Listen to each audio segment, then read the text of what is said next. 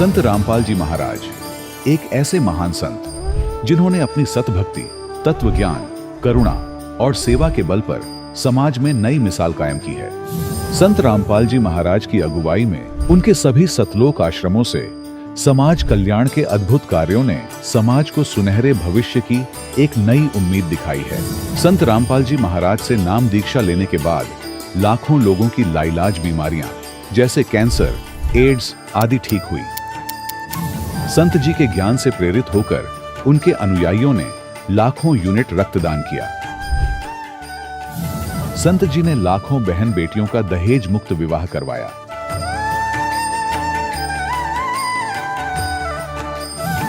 संत जी ने लाखों लोगों का नशा छुड़वाया, करोड़ों उजड़े परिवार बसे।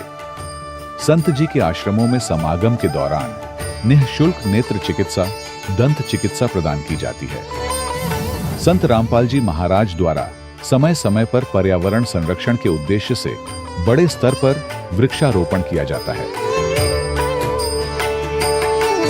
संत जी ने जरूरतमंदों को तत्काल राहत पहुंचाने के लिए एम्बुलेंस सेवा शुरू की। संत जी अपने अनुयायियों को देहदान के लिए प्रेरित करते हैं, जिससे मानवता की सेवा और चिकित्सा क्षेत्र में सुधार हो सके। संत रामपाल जी महाराज के सभी आश्रमों में हर रोज निःशुल्क भंडारा आयोजित किया जाता है, जहां हर वर्ग, हर जाति और हर धर्म के लोग एक साथ बैठकर भोजन करते हैं।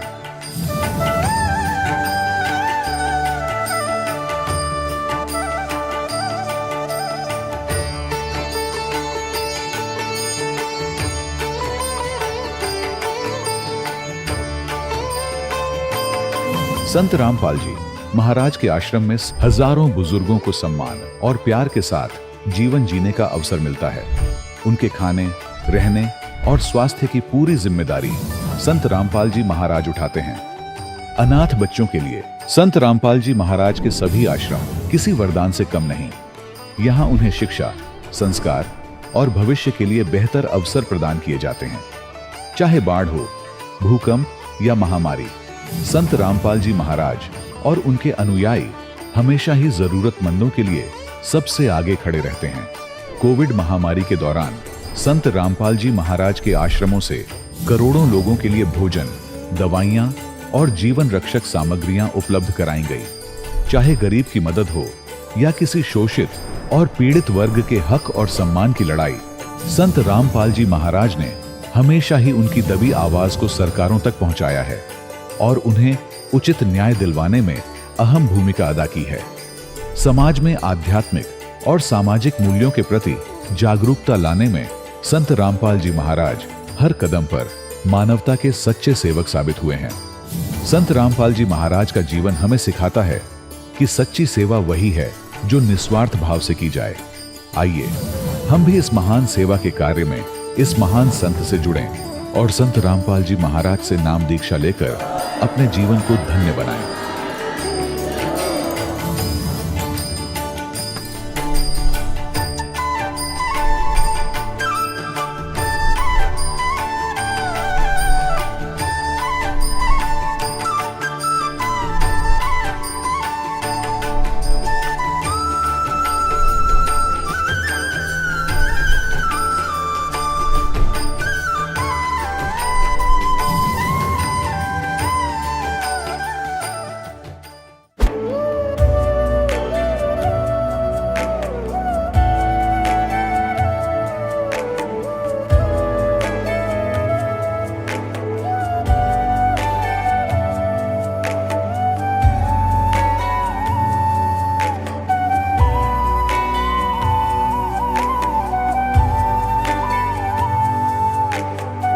प्रभु राम देव भगवान अल्लाह खुदा ईश आदि नाम एक ही शक्ति के हैं।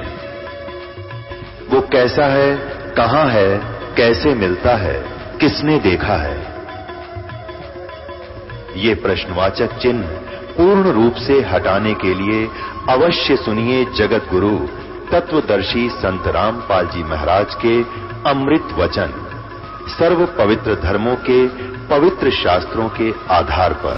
नमस्कार दर्शकों, ये कहानी है बेमेतरा छत्तीसगढ़ के भरत यदु जी की। भरत जी 2014 में सच्चे समाज सुधारक की शरण में नाम दीक्षा ली। इससे पहले वे पारंपरिक देवी देवताओं की पूजा और पाठ करते थे, लेकिन सही मार्गदर्शन के अभाव में कोई विशेष लाभ नहीं मिला। संत की शरण में आने के बाद उनकी जिंदगी में चमत्कार होने लगे। एक ऐसा समय आया जब डॉक्टरों ने कहा कि उनकी पत्नी का मां बनना असंभव है, लेकिन संत जी की कृपा से न केवल उन्होंने पुत्र प्राप्त किया, बल्कि सामान्य प्रसव के रूप में वह चमत्कारिक संतान का स्वागत किया। यह कहानी उन सभी के लिए प्रेरणा है जो जीवन में किसी न किसी समस्या से जूझ रहे हैं। तो आइए भरत जी से जुड़कर जाने कि कैसे उन्होंने अपना जीवन बदला, और सुनते हैं उनकी यह अद्भुत कहानी उन्हीं की जुबानी। नमस्कार सर। नमस्कार सर जी। सर क्या नाम है आपका? सर मेरा नाम भरत यदु है। भरत यदु जी आप कहाँ से हैं? सर मैं जिला बेमेतरा छत्तीसगढ़ से आया हूँ। भरत यदु जी संत रामपाल जी महाराज जी से आप कब जुड़े? मैंने संत रामपाल जी महाराज जी से 13 सितंबर सन 2014 को दीक्षा ली। संत रामपाल जी महाराज जी से जुड़ने से पहले आप क्या भक्ति साधना करते थे? सर मैं संत रामपाल जी महाराज जी से दीक्षा लेने से पहले हनुमान जी की, श्री कृष्ण जी की, लक्ष्मी, दुर्गा और गीता जी का पाठ करना, इन पूजाओं को मैं किया करता था जी। तो फिर क्या कारण बना कि आप संत रामपाल जी महाराज जी की शरण में गए? मेरे बड़े भाई उपदेश लिए थे सन 2013 में संत रामपाल जी महाराज जी से। उन्होंने मुझे एक पुस्तक दी, ज्ञान गंगा। उस पुस्तक को मैंने जब पढ़ा तो मुझे पता चला कि हम जो भक्ति कर रहे हैं वो शास्त्र के विरुद्ध है। शास्त्रों में पूर्ण परमात्मा कबीर साहब जी को बताया है, उसका मैंने पूरा प्रमाण देखा और मैंने संत रामपाल जी महाराज जी से दीक्षा लिया। संत रामपाल जी महाराज जी से जुड़ने के बाद क्या आपको कोई लाभ भी मिले? जी सर, कुछ विशेष लाभ आपको बताना चाहूँगा। सन 2020 में मेरी वाइफ का मिसगैरेज हो गया था, 2-2.5 महीने से पेट में थी। उसके बाद हम जब डॉक्टर के पास गए तो डॉक्टर ने कहा कि इसके हेल्थ बहुत ज़्यादा है, इसका माँ बनना इतना आसान नहीं है, बहुत मुश्किल है, नामुमकिन काम है। तो हम थोड़े से निराश हो गए। परमात्मा के ऊपर विश्वास था। परमात्मा ने सन 2021 में बहुत बड़ी दया की, हमारे पत्नी को गर्भ रहा और 20 सितंबर सन 2021 को परमात्मा की दया से हमें पुत्र प्राप्ति हुई। इस दौरान परमात्मा ने एक विशेष चमत्कार किया। जिस समय डिलीवरी के लिए हम हॉस्पिटल लेकर गए थे अपनी वाइफ को, तो डॉक्टरों का कहना था कि आपके जो बच्चा है उसका धड़कन बहुत कम चल रहा है, कुछ भी हो सकता है, नॉर्मल डिलीवरी का कोई चांस नहीं है, आप रिस्की फॉर्म भर दीजिए, अगर कुछ हो गया तो इसके जवाबदार आप रहेंगे। तो मैंने रिस्की फॉर्म भर दिया और सोचा कि परमात्मा जो करेंगे आप करेंगे। फिर मैंने संत रामपाल जी महाराज जी से जो नंबर आते हैं प्रार्थना नंबर, उसमें प्रार्थना लगाई। प्रार्थना लगाने के बाद 20 मिनट में ही संत रामपाल जी महाराज जी की दया हुई। नॉर्मल डिलीवरी में 4 किलो 600 ग्राम का जो है लड़का हुआ। इतनी बड़ी दया परमात्मा ने की। जो डॉक्टर जिसको असंभव बोल रहे थे कि नॉर्मल डिलीवरी होना असंभव है, ये चमत्कार परमात्मा ने किया। उसके बाद परमात्मा का एक और चमत्कार बताना चाहूँगा। मार्च 2022 में मेरे बच्चे को दस्त हो गया था। 3 दिन तक बहुत परेशान रहे, उसको हॉस्पिटल में भर्ती किए, उसको ग्लूकोज भी चढ़ाया गया। तीसरा दिन क्या हुआ, जो उसको ग्लूकोज चढ़ाया जाता था उसमें जो है उसके अंदर में जो बॉटल चढ़ाते वो जाना बंद हो गया। तो हम बहुत परेशान हो गए कि अब क्या होगा। उसके बाद संत रामपाल जी महाराज जी से प्रार्थना लगाई।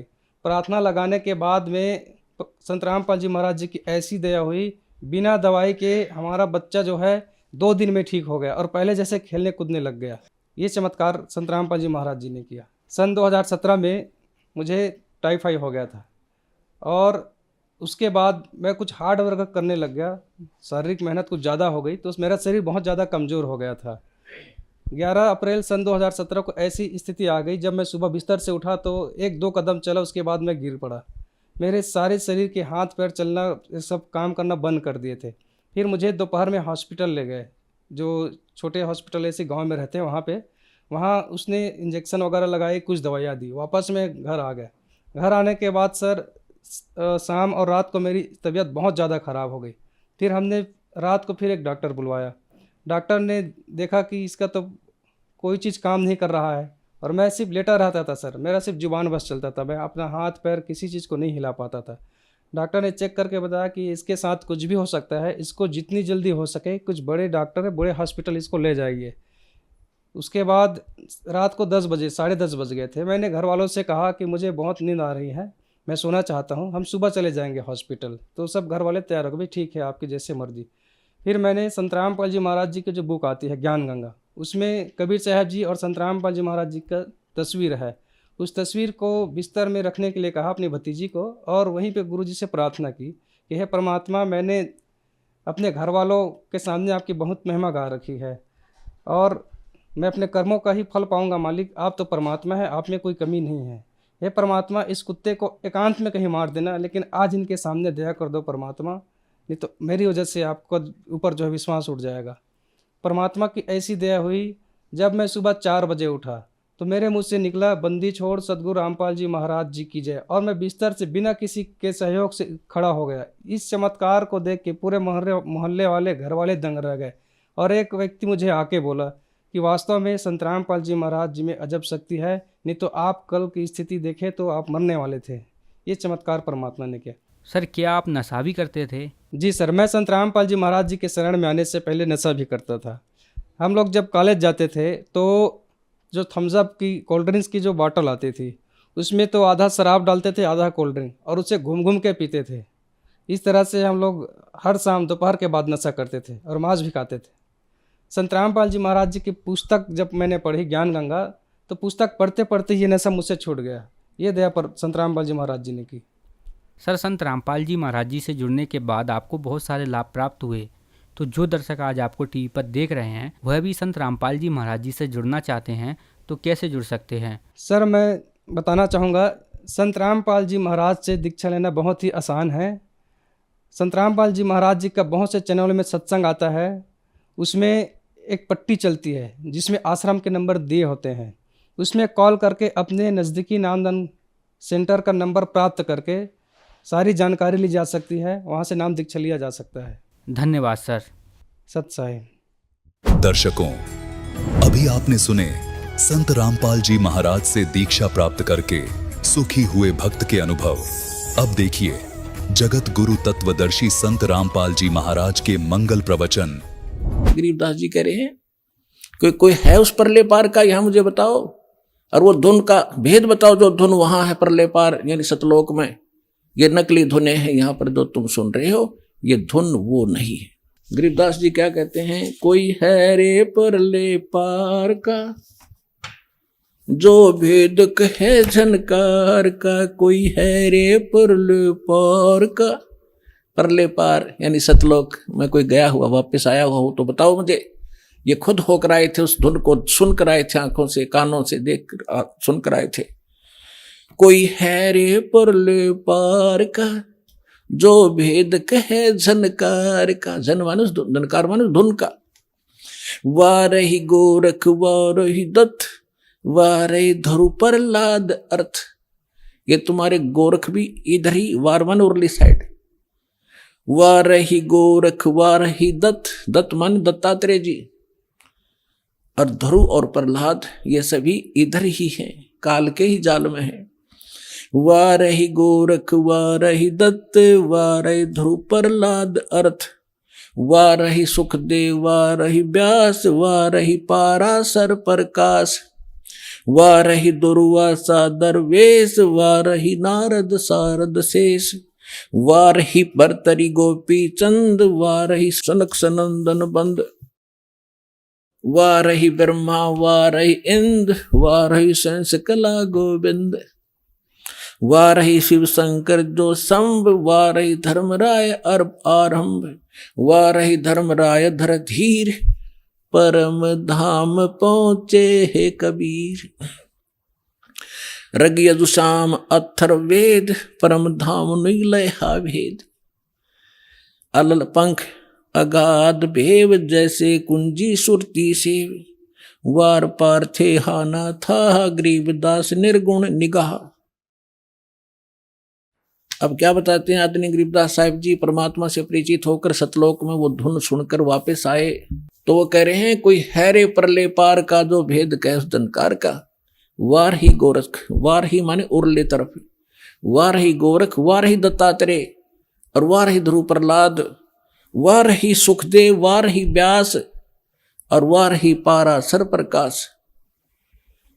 पाराशर प्रकाश माने जो पाराशर जी ने एक पुराण लिखी है उसको पाराशर का ज्ञान बताते।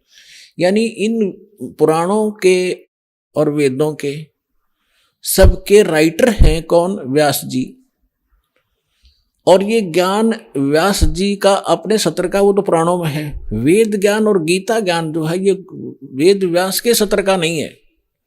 वेद व्यास जी के अंदर एक ऐसी एक गुण दृष्टि दे दी जाती है, दिव्य दृष्टि, जो भी हम वचन शब्द बोलते हैं ये कभी नाश नहीं होता, ये ब्रह्मांड में घूमता रहता है, पूरे के पूरे सेंटेंस घूमते रहते हैं।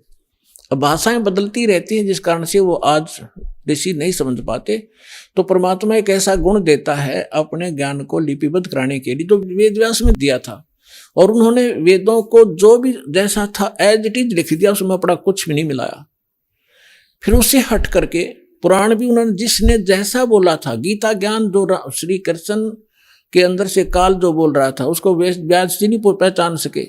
श्री कृष्ण में जो काल बोल रहा था, श्री कृष्ण के शरीर का प्रयोग करके जो वार्ता अर्जुन और उस श्री कृष्ण के मुख से बोल रहे उस ज्ञान की हुई थी, वह जो भी थी एज इट इज लिख दी उसने। जो संजय ने बोला, धृतराष्ट्र ने बोला, फलाने ने बोला, वो सारा कुछ लिख दिया। इसमें इसका अपना कोई रोल नहीं। और इसका रोल होता फिर ये इसमें देवी पुराण के अंदर प्रथम स्कंद में कि हे भगवान, ब्रह्मा उस नारद जी से पूछ रहा है कि सृष्टि किसने रची, कैसे रची। नारद जी बता रहे हो मैंने अपने पिता से सुनी नो। था उनको ज्ञान होता है व्यास जी को, तो वो अपने ही तरफ से लिखता और अपना ही ज्ञान बताता। तो यहाँ कहने का भाव ये है कि ये चारों वेद जो हैं ये इनके अंदर परमात्मा परम धाम का पाने का ज्ञान नहीं है, उस परमात्मा की महिमा अवश्य लिखी है। तो इसके लिए क्या बता रहे हैं? धर्मराज दरबार में देई कबीर तलाक, मेरे भूले चूके हंस को तू पकड़िए मत जाके। आदरणीय गरीबदास साहिब जी 10 वर्ष के बालक थे, अपने ही खेतों में अपने ही गऊओं को चरा रहे थे। उसके साथ और भी बहुत से उनके कुछ नौकर, क्योंकि गरीबदास जी के जो पिताजी थे बहुत बड़े किसान थे, लगभग 1300-1400 एकड़ जमीन थी। वो अपने ही खेतों में लगभग 100-150 गऊओं को चरा रहे थे। और भी गांव के कुछ निर्धन व्यक्ति अपने गऊओं को भी उन्हीं के खेतों में हरी चराया करते थे, वो वहां पाली गवाले थे।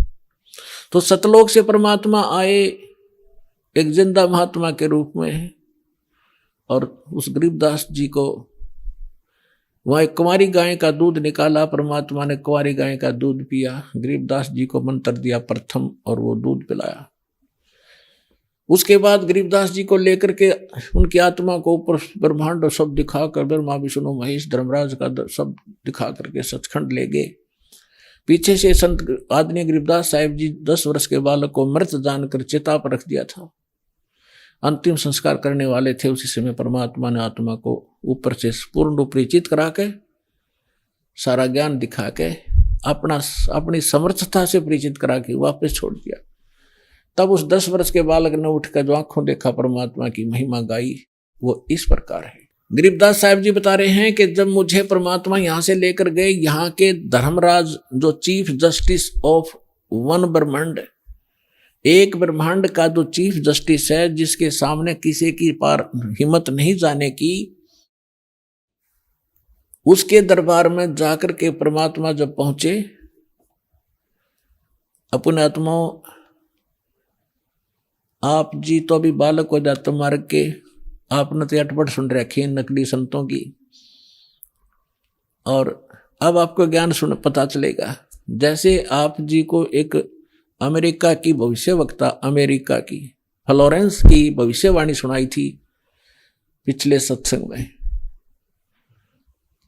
और उसने क्या बताया है कि उस संत के ऊपर नक्षत्र से एक प्रकाश आ रहा लगातार, उसकी किरणें उसके मत्थे पर निरंतर बरस रही है। तो यह शक्ति सतलोक से सतपुरुष की, कबीर भगवान की दास के पास आ रही है, और उसी से दास आपको कनेक्शन दे रहा है। ये रियल पावर मिल रही है आपको।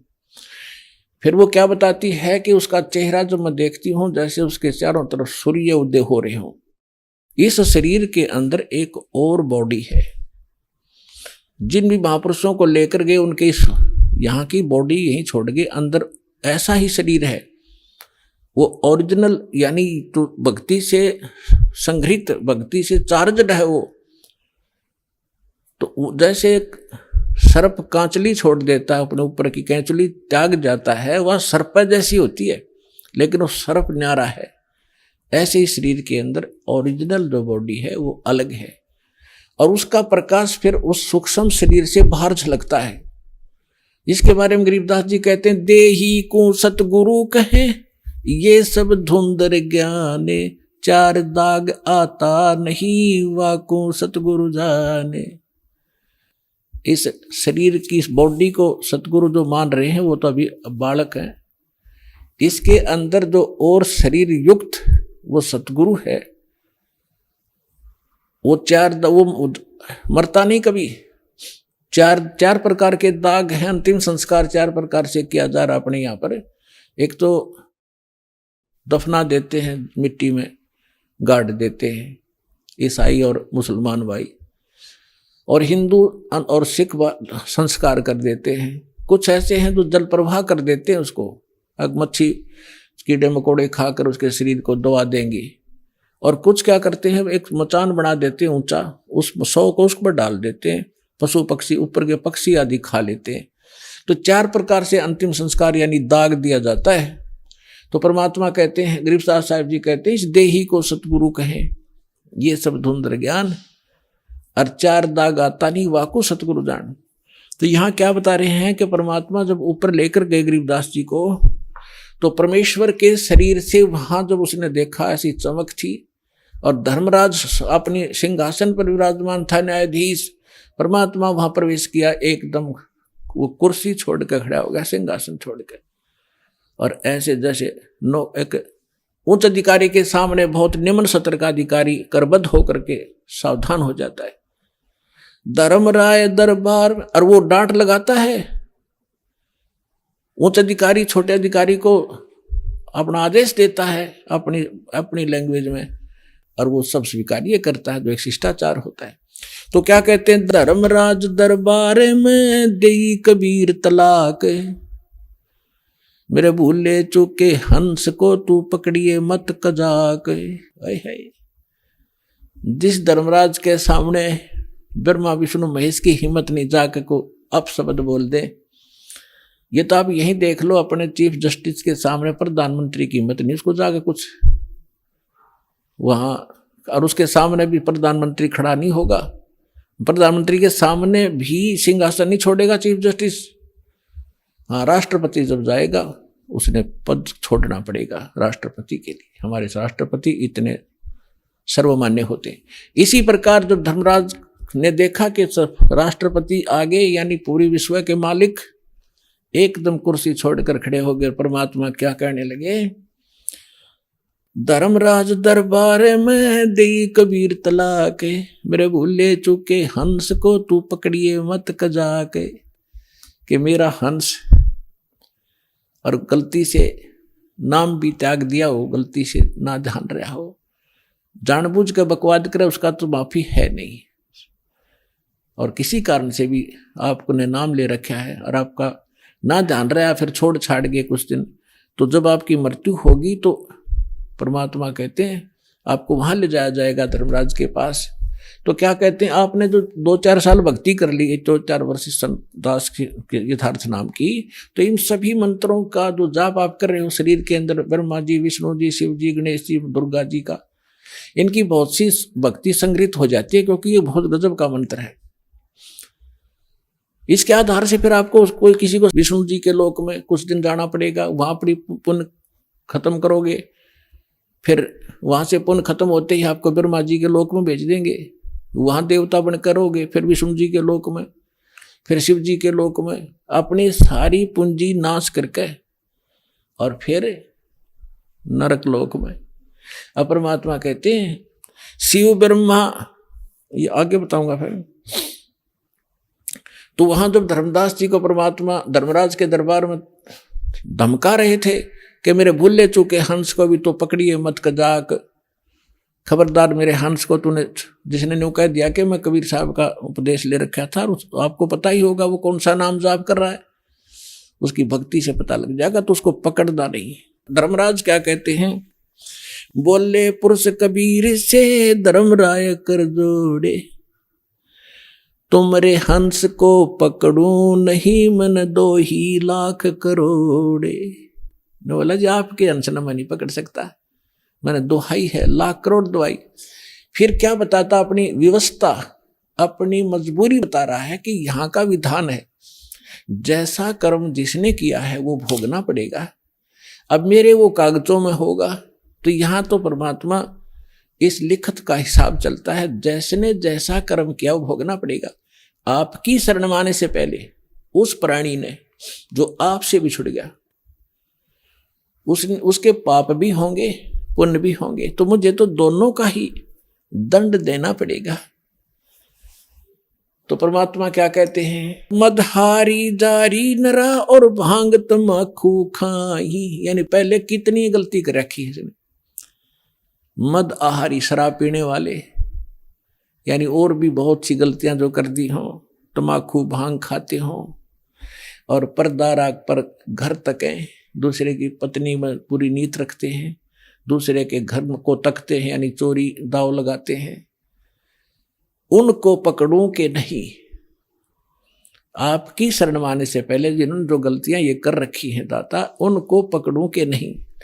मदहारी जारी नरा जो भांग तमाकू खाही, परदारा पर घर तकें जिनको लो अकनाही। धर्मराय विनती करे सुनियो पुरुष कबीर। हे भगवान कबीर सुनियो, जिनको तो पकड़ने पड़ेंगे और जड़नी पड़े जंजीर। अब परमात्मा क्या कहते हैं, कर्मों से तीरथ हैं अब हैं जो शरण कबीर, जिनको निश्चय मारे हूं और काटो बल तकसीर। यानी पहले किए सो बक, परमात्मा क्या कहते हैं, पहले किए सो बकस हूं आगे करे ना कोई। कबीर कहे धर्मराय सो नाम रटे मम सोई। ये करम वरम ब्रह्मंड के मैं पल में करहूं नेश, जिन हमरी 2 ही दई सो करो हमारे पेश। अपने आत्माओं अध्यात्म ज्ञान का तभी छींट भी नहीं थी अपने पास। इस जैसे आप देखते हो प्रत्येक देश में, प्रत्येक देश का राजदूत भवन होता है, ऐसे ही परमात्मा ने प्रत्येक ब्रह्मांड में अपना एक राजदूत भवन बना रखा है। और जो यहां ऐसा कहता है कि मैं तो ऐसे ऐसे भगवान कबीर साहब का भक्त हूं और आप मेरा कोई अकाउंट नहीं कर सकते, तो परमात्मा कहते हैं कर्म भरम ब्रह्मंड के मैं पल में कर हूं नेस, 1 मिनट में नष्ट कर दूंगा तेरे, तूने ये बकवास जो इस जीव से करवा रखी है, तूने करवाए सारे उल्टे कर्म इससे, अज्ञान भर के इसके अंदर। और जिसने मेरा नाम लिया, मेरी दोहाई दी के इस हृदय से जो पुकारेगा, वहां के मैं तो भगवान कबीर साहब का शिष्य था, उनका बच्चा हूं, आप मुझे कैसे ले आए यहाँ पर। तो उनको मेरे पास, मेरे राजदूत भवन में करो हमारे पेश, तो उसका अकाउंट भी नहीं लेना, खबरदार। परमात्मा ने यहां तक बोल दिया। करम भरम ब्रह्मांड के मैं पल में करहूं नेश, यानी क्रॉस कर दूंगा, उन पर कांटा लगा दूंगा। जिन हमरी 2 ही दई सो करो हमारे पेश। कहां तक इन परमात्मा गारंटी ले रहे हैं, शिव मंडल ब्रह्मापुरी तो विष्णु लोक में हो, हमरे गुण भूले नहीं तो आण छुटाऊं तो। होय होय।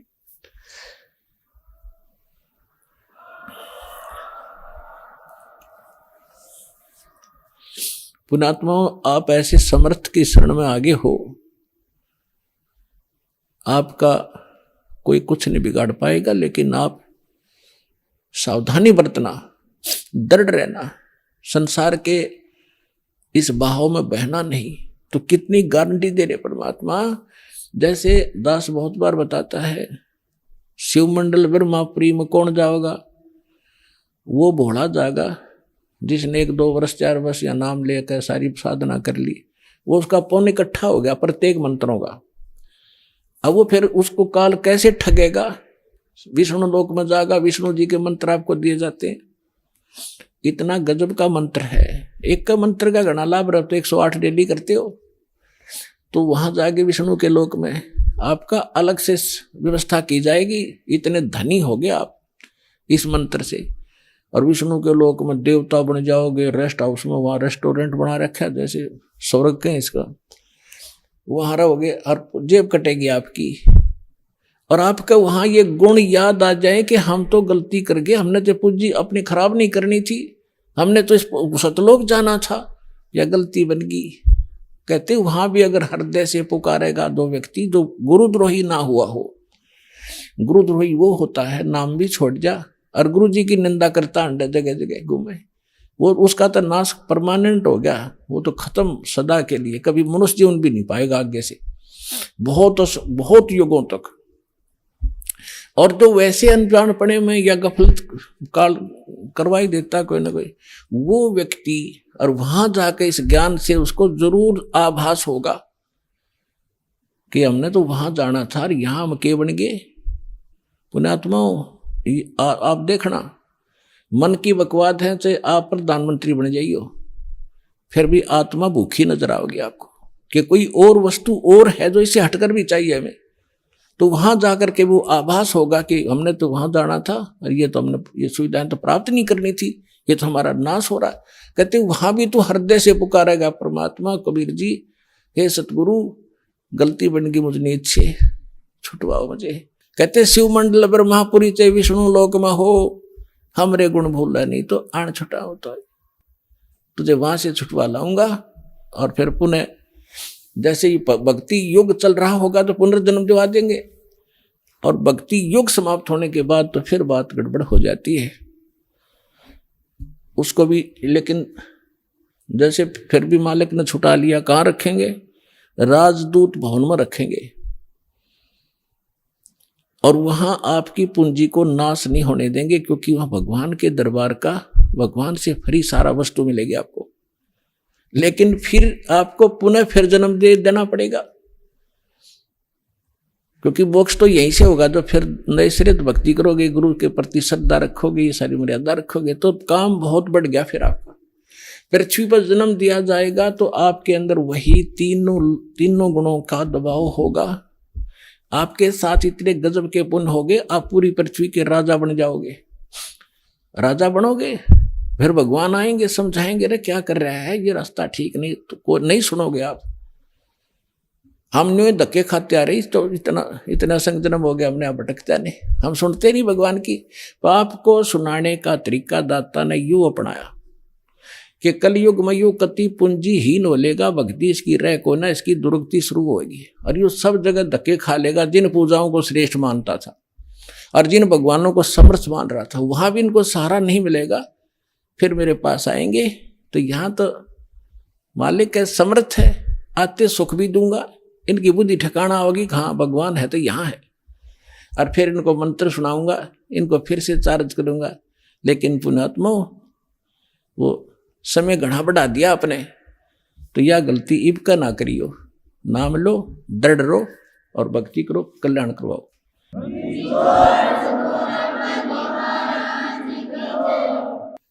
परम पिता परमात्मा पूर्ण ब्रह्म सर्व सृष्टि रचनहार कबीर देव कबीर परमेश्वर जी की असीम रजा से